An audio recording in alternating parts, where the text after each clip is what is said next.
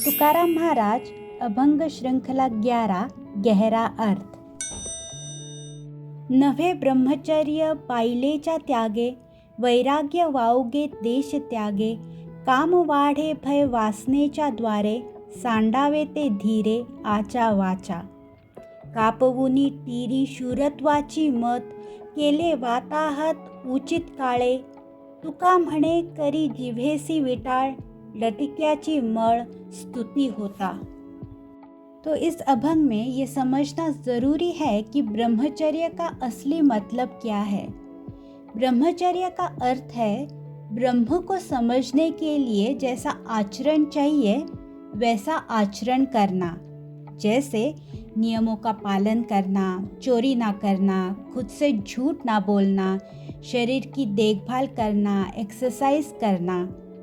जब ऐसा जीवन जिया जाता है तब शरीर और मन शांति से बैठने के लायक बनते हैं। खुद को समझने के लिए और यूनिवर्स के बारे में सवाल करने के लिए मन और बॉडी तैयार होती है।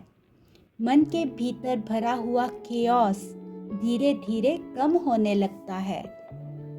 इसीलिए तुकाराम महाराज कहते हैं कि सिर्फ किसी औरत से शादी न करने से या उसे छोड़ देने से कोई ब्रह्मचारी नहीं बन जाता, और देश संसार अपने लोगों को त्याग देने से, उनसे दूर हो जाने से कोई वैरागी नहीं बनता।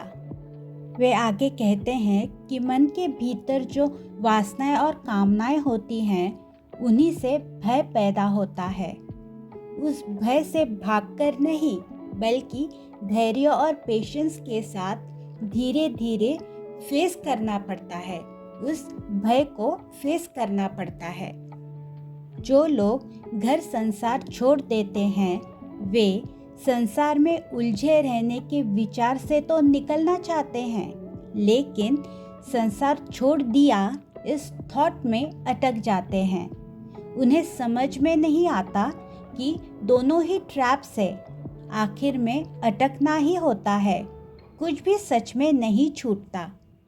ऐसी हरकतें करके लोग न सिर्फ खुद को बेवकूफ़ बनाते हैं बल्कि अपना और अपनों का नुकसान भी कर बैठते हैं और दूसरों को भी भ्रम में डालते हैं। तुकाराम महाराज यहाँ यही कहना चाहते हैं कि यहाँ कोई सच्ची मुक्ति नहीं मिल रही, सब कुछ दिखावा है, छलावा है, इल्यूजन है। इसी को वे अपवित्र मन या विटाल अवस्था कहते हैं, जहाँ मन में कोई क्लैरिटी ही नहीं होती। फिर भी लोग इसी से इम्प्रेस हो जाते हैं और इसी की वाहवाही भी करते रहते हैं। यही दुख है। धन्यवाद।